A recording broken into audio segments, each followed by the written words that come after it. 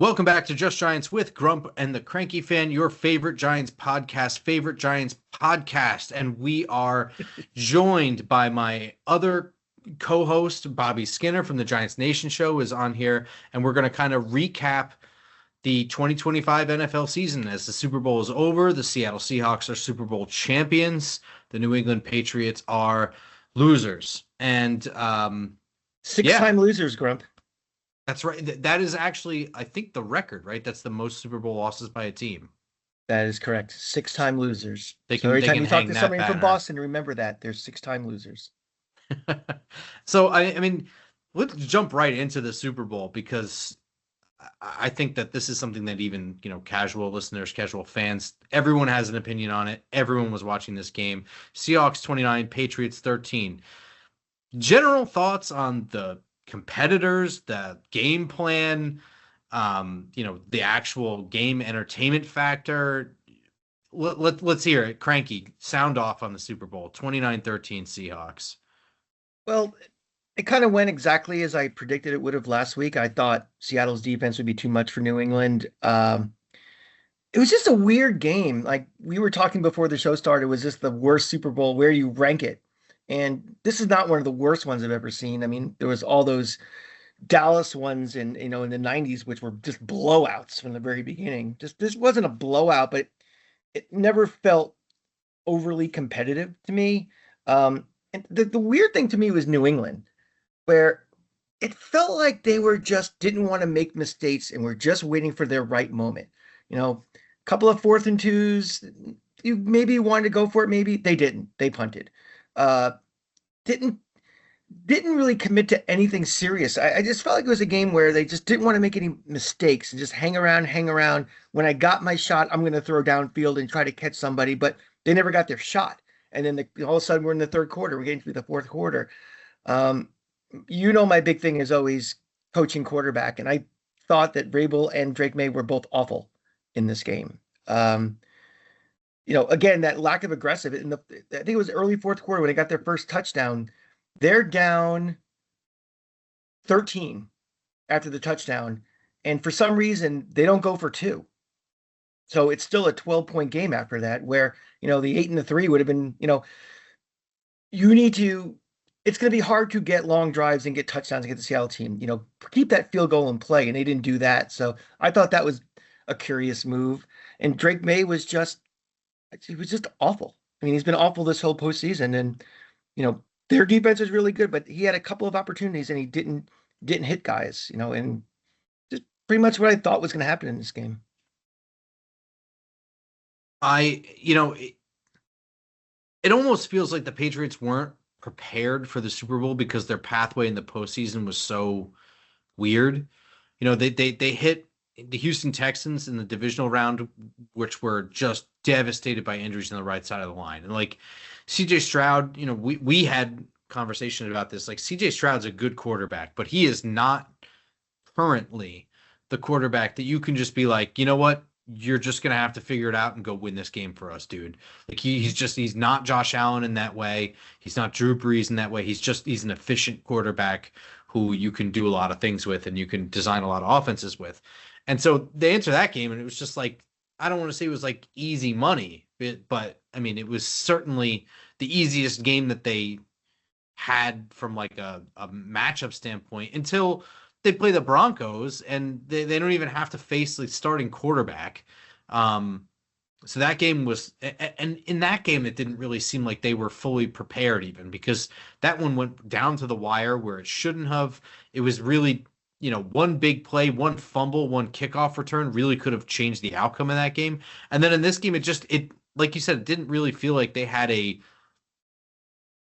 it didn't feel like they had a method of attack. Like they knew a weakness that they wanted to exploit, or they had an identity that they were going to force Seattle to beat them with. It did sort of feel like they were waiting for a big place to just come to them. Like a boxer, just being very defensive, moving and moving around the ring, and waiting for that one moment. And before you knew it was the 15th round. And that's why, like, into the third quarter, it felt like and maybe this was me just wanting a good game. I was like, all right, Patriots, like strike and make this a 5 point game. And then when the Seahawks got that AJ Barner touchdown, then it was like, all right, this is actually over. But they were just going for the kill shot consistently, but the Seahawks were just covering the kill Mhm. shot while also blitzing on top of that. And it was just like, I don't understand why they didn't just like have a check down type of game plan where it's like, all right, this is what they're doing. Stop trying to get so aggressive against it because they're blitzing and then covering one guy short, and you're consistently getting after you guys. It just felt like they never adjusted to what the Seahawks were doing. And then at the end is when they finally decided to, like, you know what, even though they're covering it deep, let's just start throwing it deep. They got a Mac Hollins touchdown and then the interception. It was Mhm. just, I don't know. It just felt like the Seahawks were just keeping them in that game. Like the Seahawks offense was keeping them from being as bad as a game as it probably should have been for the Patriots. No, I Yeah, totally agree because Cranky's right. Like it didn't feel competitive in any regard, but at the same time, it was numbers wise, like absolutely within striking distance for the Patriots for most of the game. And it's because Seattle just, or maybe New England was great in the red zone and Seattle was, I don't know. It felt like Seattle was terrible though. You look at the overall box score and like outside of Kenneth Walker getting some like chunk play runs, Sam Darnold was missing his downfield shots. He didn't look good. And we were talking about this before. Like Sam Darnold has been electric from the conference game back to like week 15. He's been really, really good. So this performance on Sunday afternoon, I guess evening, was shocking to me. I was waiting for the Seahawks offense to open up and like the non-competitive game become a blowout, and it just didn't do that at any point. So I don't know if that's a testament to New England or if this was just like the end of the line for the Seahawks offense or what the deal was. I was trying to compare this game to Super Bowls in the past, and to me, I kept thinking of that Giants Baltimore Super Bowl where if Trent Dilfer wasn't Trent Dilfer, they would have beat us 93-3 in that game. And Mm. Dilfer was missing guys wide open. There were opportunities, and I kind of felt the way about Darnold that if he was on, they would have killed New England, and I thought felt like he was kind of keeping them in a little bit. Oh He yeah, this was definitely this seemed off, yeah. this could have been a bigger blowout than it was. Christian Gonzalez as well too for the Patriots basically was like stopped them from having three other scores. But that first drive he missed JSN deep, and also, dude, he was threading the needle in a bad On way Yeah. consistently. Where I'm like, man, the Patriots got this close to getting those plays that could have actually made it a different game. They just weren't able to pull in any of those for interceptions. They were just breaking those passes up. I mean, he was like 4 of 15 to start the game. Like Yeah, he got better in the fourth quarter, but like that was an all-time bad Super Bowl winning quarterback performance. Yeah, it's yeah, right. Him and definitely up Dilfer. there. Those are the two worst I think can ever remember. No, we were talking about this before. The Peyton Manning one is pretty bad too in Denver. I don't remember I remember he had a noodle arm in that game. I don't remember him having bad numbers and just playing poorly. There was zero threat of a downfield attack. So, I Mhm. mean, like, it's not even necessarily the numbers. It's just that you knew that nothing was going to happen. The game was close the whole time. It was really up to them to eh, just go in places where Panthers weren't, if that makes any sense. Like, it was really Mhm. the Panthers' game to lose. Yeah. And I think it comes down to Cam Newton, like, not even trying to recover a fumble to really be like the icing on the cake for that game. But yeah, that Peyton Manning Super Bowl was an all-time bad QB performance as well. Ben Yeah, I don't versus know. Seahawks was pretty bad. Mhm. Yeah. That was the one that Antoine Randall threw the touchdown to Hines Ward in that one. Right. Um, so I think he had like 80 passing yards in that game. But kind of a wild, like, not only would nobody predict these two teams to be in it, right? Because the Patriots had felt way too early. The Seahawks were all time, like all the media people were hating on them in the offseason for getting rid of Geno Smith and going for Sam Darnold too. So And like it how was right they were. Oh my gosh. which is very always funny to see that, Which which is getting to ironic. see the receipts on all that. Which is ironic, Bobby, because I was giving Minnesota grief all offseason for getting rid of Darnold and sticking with JJ McCarthy. So what do we know? I mean, at least Minnesota is in a tough spot where they used a valuable draft pick on JJ McCarthy, and you sort of you are stuck in that way of like kind of giving JJ McCarthy a real chance, which you can't really do with Sam Darnold, even if he's on the bench. Um, I still agree with you. They screwed up bad. I mean, just because my personal opinion, just because you use the first round pick doesn't mean that you can't immediately start changing course, right? Like That's you look Arizona. at the Titans. Yeah, sure. Arizona did it with Kyler Murray and Josh Rosen. The Titans did it with that tackle, didn't they? Didn't they spend a first round pick on that guy that eventually the Giants got? Aaron, was it Aaron fucking Wilson? Isaiah Wilson. Isaiah Wilson. Yeah. Mhm. I'm pretty sure he was a first round pick. If he wasn't, he was a first round pick. He played 4 snaps for them. Yeah. He was just an incredible idiot. I'm trying to think, because you have Drew Brees and now Sam Darnold. Is there any other example of the team drafts a quarterback in the first round, their existing quarterback does really well, and then goes somewhere else? Is there any other recent example of that? Quarterback, they draft someone somewhere else.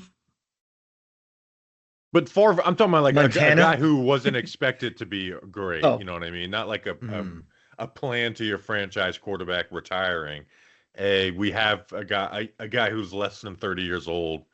We drafted a first round pick, and this guy's balling. What do we do with him? Well, why did the Falcons move off of Brett Favre? Oh, you're talking about Falcons Favre. Did he even play on the Falcons? He was a backup. He was a backup, and then he went to Green Bay, and then was that really, like when really they had Chandler as a quarterback? I don't remember. I think it was got to be like back. Was it like 92 or something? Let me look it up. Older? 1993. ESPN schedule doesn't go back that far. She's ancient history. The worldwide leader does it again. Is there one where it didn't go successful though? I guess it's. Oh man, that's a good question. Because I mean, it's kind of an incredible. Like they just go on and win Super Bowls elsewhere. I can't think of any. Yeah, I don't think so. I'm sure there's one easy one like staring us in the face, but yeah, I can't think of any. Yeah. Anyways, I'm doing research. I'm trying to figure out. That leads us into like the next kind of thing though, in terms of the actual 2025 NFL season. Overall thoughts. I mean, like I don't think we would have predicted that, Philadelphia would be in the situation they are in now, where it seems like there's a disaster in-house following a season that was mediocre, I guess. It feels like everything inside the house kind of came falling down between A.J. Brown, Nick Sirianni, Jeff Stoutland, just total disaster. This whole season was weird. Shedeur Sanders starts right there with the draft, being drafted in the 5th round to Cleveland. And is a Pro Bowler. Yeah. What a weird season. It started with the Micah Parsons trade in south of the border. That's true. That's right. Wow. And then that turned out to be, I don't want to say like a nothing burger, but I don't think we expected Micah Parsons to have as little of a obvious impact as he did. Right? Moving to Green Bay. He was hurt for a bit, so. Yeah. I mean, some things we kind of predicted. Like I think on our preview show in August, I said that Washington was going to have a serious bounce back. I mean, granted, what's name was hurt, but that didn't seem. But that was always a concern with him. Yeah.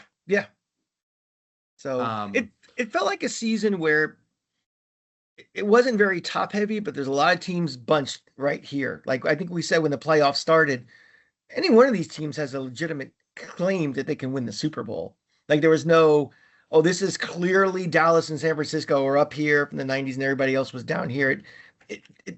The top heavy teams weren't as there, but there was a lot of teams, that were bunched together. Well, which was more surprising, the turnaround by the Patriots or the turnaround by the Bears? Because I feel like on paper, pairing Caleb Williams with Ben Johnson is like, oh, well, of course the Bears are going to be good this year.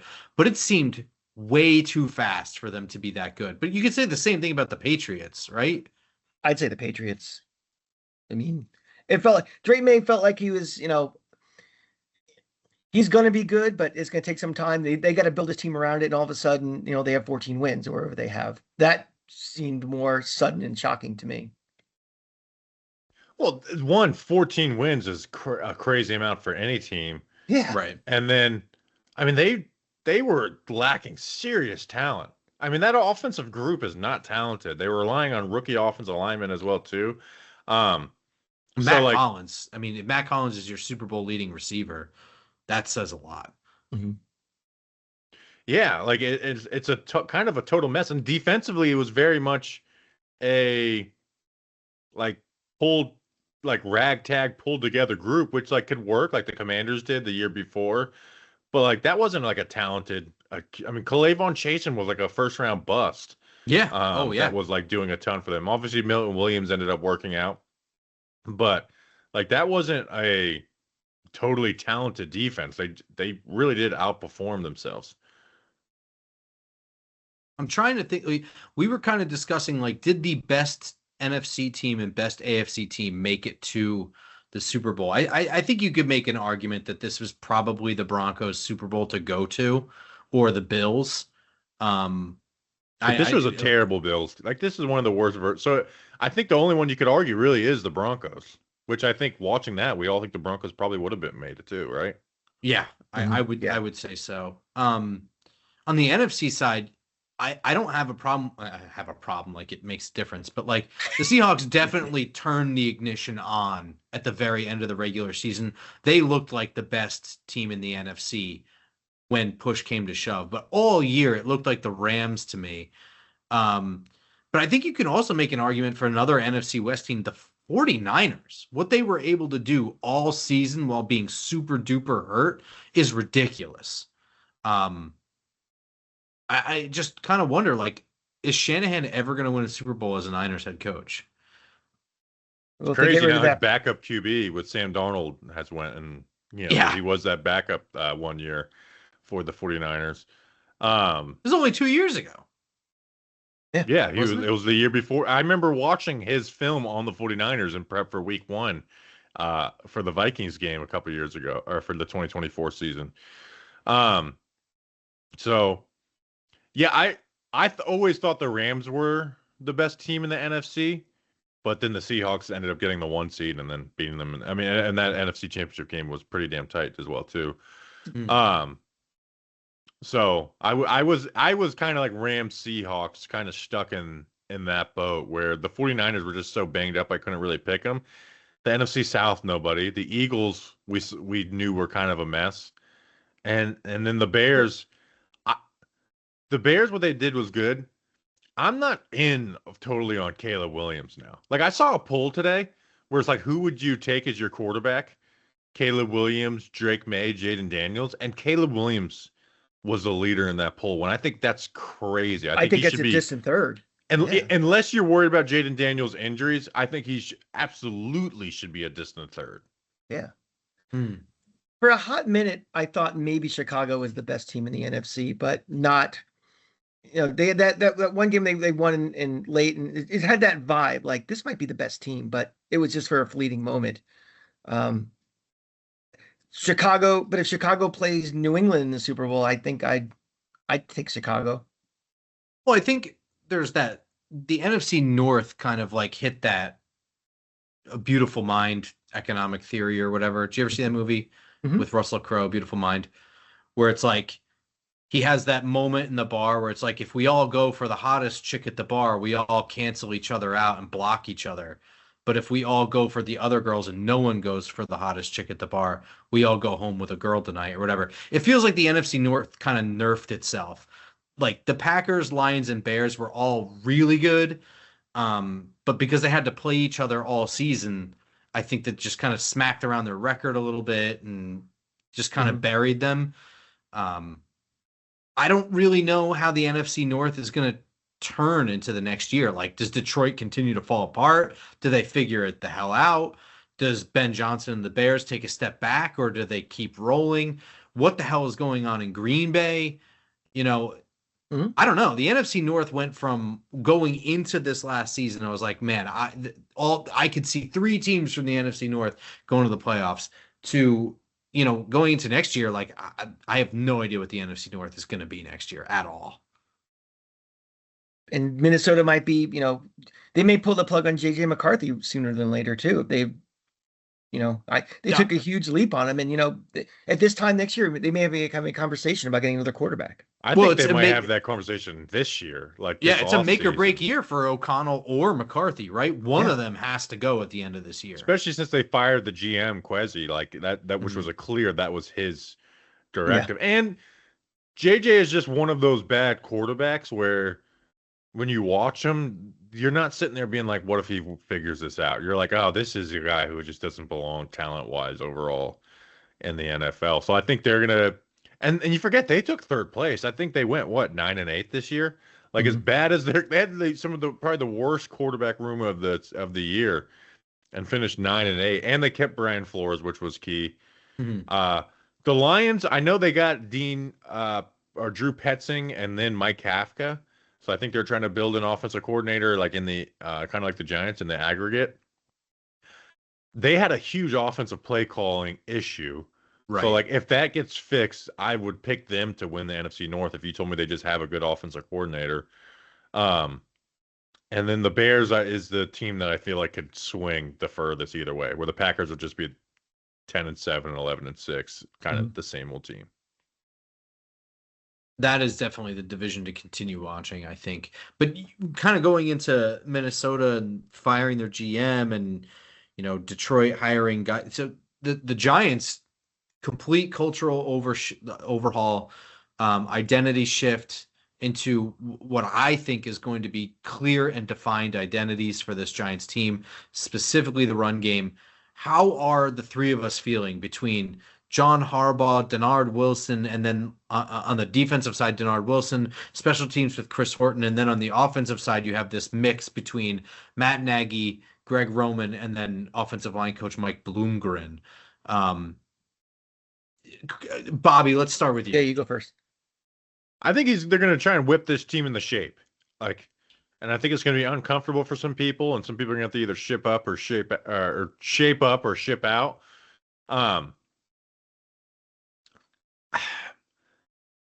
So I say this as someone who is not a Joe Shane believer, or didn't want to bring him back. But you have year 5 GM, year 2 quarterback, year 1 head coach. That should be a playoff mandate type of year. And you want to know, I kind of expect it as well too. Maybe I'm getting way too lost in the John Harbaugh hiring, but we have quarterback and head coach. That's such a low bar. I think because the Giants have only hit that bar twice since the Super Bowl, that it seems like this high bar. Making the playoffs, half the NFL makes it. It's such a low bar where I'm almost going into this year expecting to make the playoffs really for the first time in a long time. Because even coming off of that playoff year in 2022, you kind of knew it could fall apart quickly, and it did. I think I'm going into this year actually just being like, this needs to be a playoff team. Yeah, I think the thing that made me most excited so far in this offseason is they kind of made the realization that they need to change, and they need to change the culture, and no more, well, let's bring in a young guy to be the head coach who has no experience, but we like his, we like what he says in the interview. They were like, we need a foundation. We need proven success. We need a plug and play head coach who's going to bring in experienced guys, guys who've been head coaches in this league, guys who are not going to take any nonsense, and let's go. I agree with you. Bobby, one of the things we do on this show all the time is we always compare in the division coaching quarterback. Who has the best combination of coaching quarterback? And right now, for the first time in a long time, the Giants are right up there for having that best combination in this division. There's, you can have individual pieces, with Washington or Dallas or Philly, but we have a very, very good coach, and we have a quarterback with a lot of upside who's shown flashes already. That's, when you're talking about a division that's very questionable right now, You could tell me that any one of these four teams win the division next year, and I wouldn't be surprised. Having that foundation to me is huge. So I am cautiously optimistic that the pieces are there, that the turnaround can happen relatively quickly from just underachieving with, not being prepared. All that stuff I think is going to be cleaned up really quickly, that we're going to start winning games where we were losing games before, just on having the right culture here. And let's see what Jackson Dart really is, right? Year two is so pivotal for a quarterback. You really get a sense of who they are going to be. Obviously, there's a lot of time to grow and stuff, but like you really get a sense of who they're going to be. Are they going to be someone who maybe in a few years you're talking about them on their second team like you do with Sam Darnold, or are they a guy who's elevating you and making you a consistent contender in the NFL? So, year one is about excitement and flash and stuff, and Jackson Dart did all that. Year two really is about putting it not all together, but putting a damn near a lot of it together. So it's, year one was kind of what's the phrase where it's house money with Jackson Dart, right? Where it's like, all right, whatever you do is good, and we're not going to stress about it. Now it's time to stress about it a little bit. Bobby, do you think that the biggest victory of Jackson Dart in year one is the fact that John Harbaugh wanted to come to the Giants because we had a Jackson Dart in place? Yeah, I think that's a huge deal. Yeah. Because we get excited about because I'm trying to not fall into the trap of like buying into every bit of hype or whatever. And you rookie QB is the easiest thing. Like I see the Saints right now, like the Saints acting like Tyler Shugg is going to be some type of Super Bowl MVP, and I'm like, he did some good things, but like I think you guys are out of your mind right now. Like, so Harbaugh was not coming in with any, buying into just hype, right? He had to go watch the film and see what it was actually about. And so for him to buy into that over Cam Ward, over other situations, I actually think does mean something. Oh, dude, totally. I mean, like, if there's, I can get excited about rookie quarterbacks, but we've had rookie quarterbacks come and go, and stuff doesn't happen. I know a lot of listeners are probably familiar with the marathon of Eli Manning and how big of a stretch of time that was, where we as fans just didn't have to think or care about quarterback for a really long time. But man, my whole upbringing was new quarterbacks all the time. Like I lived through Danny Cannell and Dave Brown, dude. Like those were dark years of boredom when you just you buy into it early, and it's easy to buy into Jackson Dart early. On the character of guy he is, how much hard work he puts into it, then the flash on the field and what he can do with his legs, plus with his arm, and then you go back to college and how good he was in college. There's a lot to like, but bringing in John Harbaugh, being able to make us John Harbaugh's number one spot. This is a guy who, teams fired their coach after he became available. And Jackson Dart is like your heavy recruiter and getting him in here. It's by far, the most important victory of Jackson Dart's first year as an NFL quarterback. And, with John Harbaugh coming in here and with the hires that they've had, I think that this is, I have never been one that's just like the Giants have to have an identity. I don't really ever think, between two shows, I've ever been that steadfast about that. But this is a winning move for me because it appeals to everybody. It appeals to ownership. It appeals to the fans. It appeals to young fans and old fans alike. This coming in here, it appeals to the media. It appeals to the media 100%. And it's going to appeal to the players too eventually, right? John Harbaugh is going to come in here and he has a straight up identity for a team, a football team. And they are going to get people working hard every day. This is their job. You have not made it just because you're an NFL player. We're here to work every day. That is going to win fans over. That's going to win ownership over. That's going to win the media over. They are establishing, I'm almost positive, a rushing attack that is going to force defenses to commit resources to stop the run. The Giants are going to be a running, and that is the old school fan. I mean, every time they put up it's the guy in the Bavaro jersey cheering at the screen in between plays on a commercial break where they have Bavaro running through 11 guys on defense. That Giants' identity, the first time where they won a Super Bowl, where they were a run first team and we were going to bully you and you were going to have to stop us, that hasn't left that fan. At no point has that left that fan. And it permeates through that 2007 team. That 2008 team was one of the best football teams I've ever followed and watched, and they were running people over.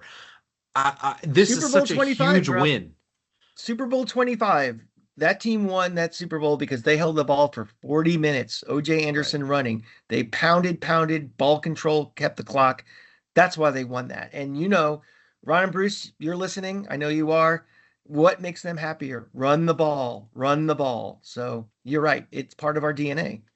It's not even running the ball. It's watching another team unable to stop the run. That is just such a it just makes you want to beat your chest. Like you get the big explosive pass play, and there's a number of things that can go with that. Maybe he's just really fast. Maybe it's Odell Beckham, or maybe it's a busted coverage. You know what I mean? You just hit the right play at the right opportunity or whatever. But when you consistently rip off 8-yard runs, you're just bullying the other team. That's you not are a just fluke. winning. Yeah. Yeah, that's not a fluke. And again, like you said, that's what John Harbaugh is built off of, and you see him putting that stuff into action. With the Greg Roman hire, run defenses. They've always been top 3 as a run defense. So I'm kind of excited to see him put it into action. Me too, man. And with that, putting all that stuff into action, Bobby and I were just at the Senior Bowl, so we watched a whole bunch of college players like we always do. It's our favorite event every winter. Outside of the Super Bowl, which we will eventually do a live show for when the Giants are in it. But we were just there, and we have a draft coming up that we're working on. Free agency is right around the corner. That opens up before the draft. And then there's a second wave of free agency right after the draft. And then there's that third wave of free agency around training camp when it starts and as training camp is ongoing. Pivotal pieces, Cranky, that you feel like need to be addressed in the offseason, and whether or not you think draft or free agency or you don't care for those positions. What is the serious spots of need that keep you up at night?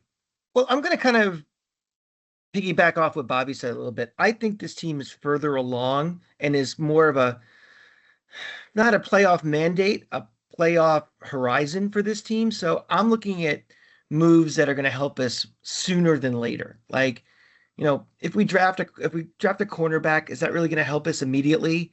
Maybe not. We got to address the run defense. We need help inside stopping the run. Really, basically, right up the from where the ball is hiked all the way back on defense. Guys we can plug and play who can play immediately and make an immediate impact. So I'm looking at defensive line, linebacker, get a wide receiver on the other side, another weapon out there. But I'm looking at this not as a rebuild where let's get guys in place and develop them over a couple of years. I'm looking for some guys who can be a little more of an immediate impact and kind of accelerate this a little bit. Because again, next year is year 2 for Jackson Dart. And then that clock's gonna start ticking sooner than later, where we have a quarterback on a relatively cheap salary and he becomes very expensive very quickly. So yeah, I'm looking at defensive tackle is one of the things where you have Dexter Lawrence. You're so weak there outside of that. And if you stay weak there, you're not going to be a good run defense, especially with the way Denard Wilson wants to play defense. So, you've got to get better there. And then, not to say the exact same things as Crank, but I'm really interested in all the cheaper veteran type of contracts because I think those guys are going to play and be an important part for the defense.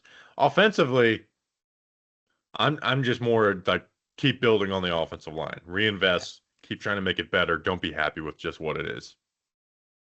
Yeah, I'm going to agree. I think I look at this somewhat as an economist, right? Like you're spending a ton of money on Dexter Lawrence right now, and that money is wasted if he's the only defensive tackle worth a shit. Mm-hmm. You know what I mean? Like you're spending money for him to do everything, and he's not nobody is a do everything defensive tackle. If Dexter Lawrence can't do it, then nobody can do it. Especially if a position you don't play every snap. You don't want them playing every snap. You want to get him in the rotation. And your defensive ends are not the best run defenders either. Mm-hmm. Correct. So, I'm looking at this like I would like to certainly at some point draft a defensive tackle, where you can groom them to eventually be your Dexter Lawrence replacement, or, at least have a rotation of talent on defensive tackle that's not embarrassing. But I'm looking to get somebody in free agency that can be the starter next to Dexter Lawrence. He doesn't have to be all pro. It doesn't even have to be a pro bowler. Just someone that allows Dexter Lawrence to play like Dexter Lawrence. So he's not trying to be two positions at once. If you're spending all this money on him, you might as well get every last bit of talent that you can out of him. And right now, with no other help, you're just spending money on this guy.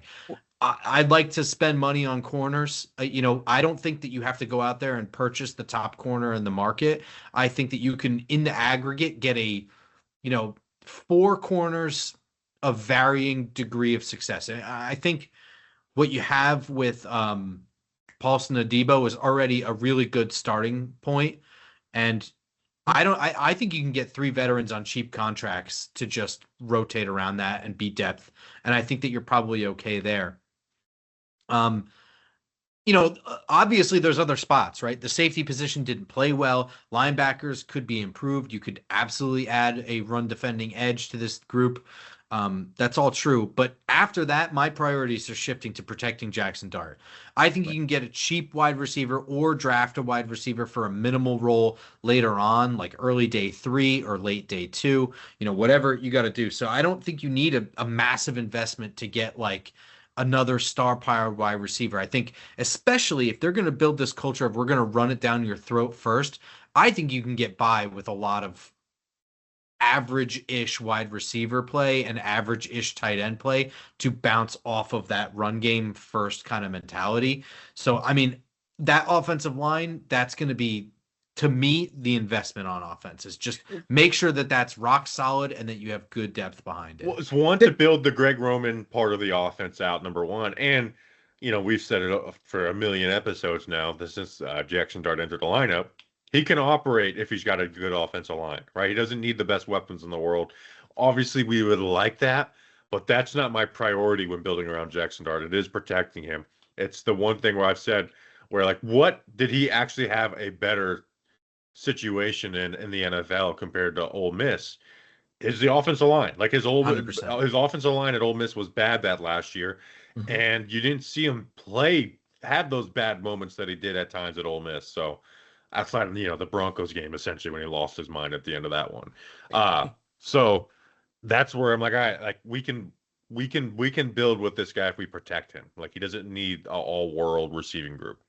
And here's one other thing that we need to work on, and it doesn't really require a lot of draft capital, but we could spend money on it. Ways we can win around the margins, special teams. We got to once and for all address special teams. We need a good kicker, a solid kicker, a healthy kicker, an available kicker. Invest money in that because, some of these games, we don't want to lose games on the fact of, poor special teams play. So I think that's one area where I think Harbaugh is going to pay 1,000% more attention than Dable did with special teams. Well, I think that's going to be the more important portion of that than the kicker itself. I'm not disagreeing with what you're saying, but I think there's a stark difference in attention to detail. And there's probably no group where attention to detail means more than the special teams group because it's a group that's constantly rotating and is not the same week to week because you have your practice squad elevations for the week based on matchup, based on injury. You have guys cycling in and out all year onto that last 53rd man of the roster. I mean, they're cycling all friggin' year. And, I don't know really a whole lot about Chris Horton, but the fact that John Harbaugh selected him both in Baltimore and then chose to bring him here, I have to imagine they're on the same page in terms of attention to detail and that sort of thing. I think that a lot of special teams comes down to how good your overall roster is, because if your overall roster is great, then your 53rd guy is probably better than most other 53rd guys. And B, it's your coaching, how much you're coaching it and how precise you're coaching it and how much you get on these guys. And, I'm not trying to be on Michael Gabriel, but it's hard for Michael Gabriel to be really hard on his guys if Brian Dable is not being hard on anybody. So I think that group's going to get better just by the coaching hire straight up. Yep. All right, guys. Any final thoughts before we end this episode. I'm really glad you were able to join us, Bobby. Yeah, Bob. I want to do we got to do another draft or some type of movie review at some point. And then there so I think me and Grump might have mentioned this, Crank. So we're going to be doing like live shows. That's a part of the Giants Nation show world. I feel like we're always going to be chasing the south of the border show high, though. Like, because that was just that one went perfect day. We hit everything we wanted to in order with a great show at the end, great weather. Announced Grump as co-host. R.I.P. Turtle. Yeah, God, we saw a turtle die. Like we saw a turtle getting mutilated. Like I just don't know if we'll ever be able to top that. That's like Tony Montana Coke that trip. I don't know if we're ever going to beat that either. I know. But you know something? You keep your feet on the ground, you keep reaching for the stars. So I'm ready for the next trip. So, let me know. Let's do it. Do you have any things in mind or? So we're going to do one at Charlotte for, I think it's around Memorial Day weekend. So that one's basically locked in. Binghamton, we're trying to figure that one out exactly. I thought I had that one nailed down, and I guess I didn't. And then I'm going to do another 24-hour raffle again, where people get to raffle locations. Like so, that'll be interesting. But I do like the idea of doing doing Gainesville for the week before the NFL season starts. That'd be fantastic because I think the tailgate tents will already be set up, so we can just do the show right from our tailgate tent. We got some connections. We can probably get some old Gators who played to come on the show. There could always be a Kadarius Toney sighting. You never know. Really? Does he show up? If we give him $50, maybe he will. I don't know. I'm saying, well, how much? Like, eventually, the Kadarius Toney appearance fee is going to be right in our wheelhouse. Oh yeah. Like that's gonna be the perfect right in our wheelhouse to get him to an event. Let me check the change in my sofa and see if I have enough and we can make that happen. Crank, who were we smoking cigars with on Gator Walk after the game that one night? Oh, Brandon Spikes. That was Spikes. Okay. Oh yeah. He'll definitely come on. He'll do whatever we want. I would love that. Also, Brandon Spikes was a cut up, dude. My face hurt from laughing. When he's really funny after we lose and he's super pissed off. He'll go on for 40 minutes and just blast everybody. He'll blast coaches. He'll blast everyone. So, yeah, we could definitely make that trip. That could be really fun. Yeah. Oh, that one's definitely got to happen. I saw all the welcome signs for John Summerall when driving back from Alabama. So some nice billboards welcoming him in. They replaced the welcome Billy Napier and the welcome Dan Mullen and welcome Ben. How long do those stay up? Till he loses his first game. Yeah. So at least we'll be there before that happens if we do that this year. Yeah. When is the official schedule release for college? Oh, it's out. For the dates and everything? Oh, yeah. All the dates, dates and opponents are out. We don't have the times yet, but all the dates and opponents are out. Let's see. Gators schedule 2026. Florida Atlantic. Oh, man. I might have to show up in some Owls gear, too. That's right, you son of a bitch. Recruited there? Yeah. I really wanted to go to Florida Atlantic, and they didn't offer me. Wow, that's the first person who's ever said that. Congrats. Thank you. We could definitely make that happen. In fact, that is week 2, I believe. That's week 1. Oh, we're starting with Florida September Atlantic. 5th. Yeah. So let's see. NFL 2026 week 1. What that is? No, week 1 of college is before the NFL season starts. It's Labor Day weekend. That's what I'm saying. So that's the week we got to do it. Sure. Cranky wife will be down also. She'll make a special appearance on the pod. She can give us her 49er thoughts and tell her to bring the pop figure. That's right. Yeah. A lot of so September 5th, we might got a live show in Gainesville, Florida. So oh man, that would make me really happy. We have this little tailgate, Bobby, you may want to check out too. It's not bad. That's what I'm saying. So like, should we do and we can put this into plan. Should we do it Friday evening Yeah. the show, and then Saturdays it's just the tailgate and the game. I would definitely do it Friday because, like I said, they put the tailgate tents up like that Friday afternoon. We'll give them a heads up that we want because we can go in there before. We can't set up for the tailgate on Saturday, but we can go in there and we can do the show. It's a perfect setup. There's a big table back, a view of everything. We could do it right there. And there's fans in the corners too. It'll keep us cool. Do it Friday, and then Saturday we do the tailgate. The game will probably be a 6 o'clock game, I guess, because it's no offense, but it's FAU. It's not exactly 6 o'clock would be great.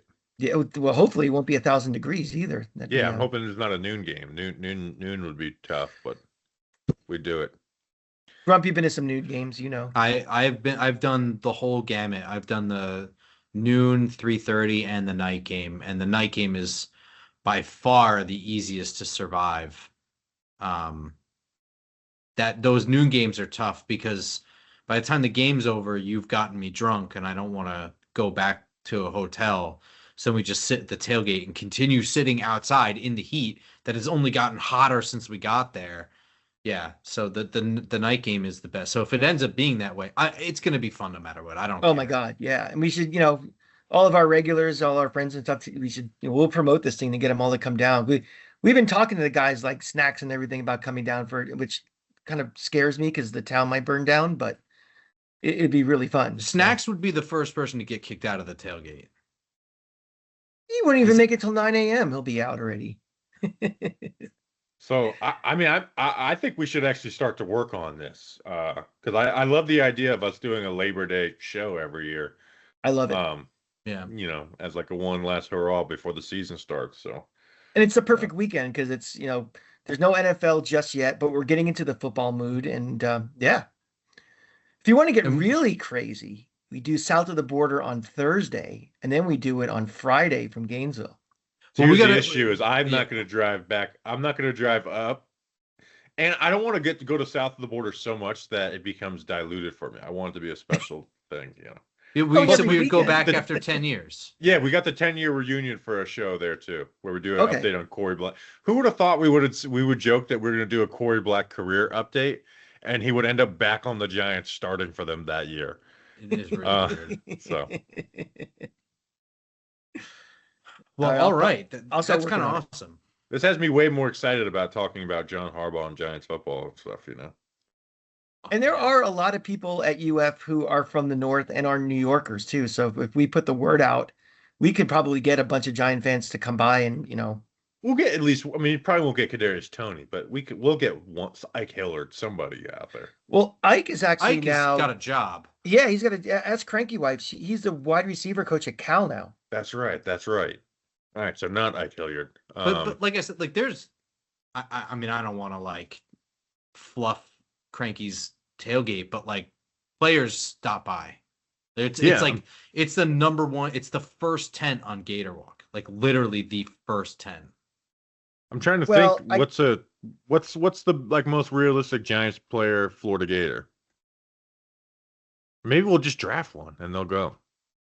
Lomas Brown. He's usually down there. Who's that? That'd be a good center we had 2 years ago. Feliciano. Brett Heggie. He didn't ever make it to the roster though. No, not Aggie. Would you Feliciano, say Feliciano? Didn't we have? Oh, John Feliciano. Feliciano would be perfect. I'm friends with Feliciano. That's it. We'll get Feliciano on the podcast. Oh, definitely. Yeah. Almost certain you could get him too because he's in the area too. He lives near there. He's a high school coach and stuff. So yeah, we've got John Feliciano hookups. Oh man, so this is a deep cut because GNS listeners that don't watch the show, they're gonna find out about this way later. So you Just Giants listeners that got this whole thing, you can already start to clear your Labor Day. All six of you get inside you get inside scoopage on this. Yeah, we're gonna have to promote this and be fast forward to the end where we're talking about our next live show. Nobody wants what it takes anyway, so I'm excited about this. This is gonna be good. Oh yeah. Bobby, you're on another show than ours. Where can we find you? Yeah, find me on Bleacher Report with some nice, vertical 1 minute and 30-second videos. Check me out. I'm on Prodigy now at 553-264 at prodigy.net. Well, I forgot you guys are young. Yeah, Yeah. that one went right over my Sorry, head. us Beyond old me, pal. boomers. That was the old internet back in 1994. So, It was before MySpace. one more quick boomer note before we go. R.I.P. Ray Hanley, who died this week. Yes. Try to say Um, that on our show. that You was were the only one that really kind of experienced Ray Handley among the group. oof. I mean, you got to remember something that, Parcells resigned after that Super Bowl 25. They won 2 Super Bowls in 4 years. Um, and the scene was set because Jeff Hostetler filled in for Phil Simms in that Super Bowl and they won the Super Bowl and everything. Ray Hanley becomes the coach, and one of his first moves is he announces that Jeff Hostetler is going to be the starter in 1991 over Phil Simms. And that was the beginning of a long, rough, I say a rough decade for the Giants until, the 2020s happened. But, it was a mistake hiring him. That was a critical mistake. It set the team back 6, 7 years before they got Dan Reeves. But, he's not going to get he catches shit, but not like Rich Kotite gets with the Jets. But, Yeah, it's a, I hate to say this because he died, but it felt like everything was like, yeah, he was the worst coach in Giants history, but and he disappeared. By the way, he Yeah. basically never showed his face again. Yeah. I can't remember who I was listening to said like he is out on some farm or whatever. Like he like straight up disappeared. Yeah. Which doesn't really happen. I think Jordan was talking about that. I can't remember. It might have been. Maybe it was us at Shannon Rhodes talking after the show or something. Yeah, I think it was. John McVay was the worst coach. And those teams in the early 70s were god awful. And we've had a couple in the last couple of years that can make a run also. But that's why Sean McVay, tries to blow us out every time. It's because the Giants, which I feel like the Giants coaches we've lost like 4 in the last 2 years. Dan Reeves, Fossil, and McVay. I think they've all went in the last few years. So. Yeah. So it's crazy. So watch out, maybe Joe we're like Judge. the 49ers. Maybe we have an electrical thing next to our stadium that makes us all sick. Who knows? We were at that game where the electricity went out. That was crazy. There was like a Sunday night game where all of a sudden it just went. Yeah, it was definitely a night game. Black. Because I almost fell over. Well, that's because you had 32 beers too. That's true. Yeah. Well, all right. Now we're rambling. I appreciate everybody for hanging out. I appreciate Bobby for jumping on Giants Nation show. We have another episode out today as you guys are listening to this. Be sure to listen to iTunes, SoundCloud, Spotify, and of course YouTube for all our Just Giants stuff. And we'll see you guys next week. Until then, go Giants. Go Giants.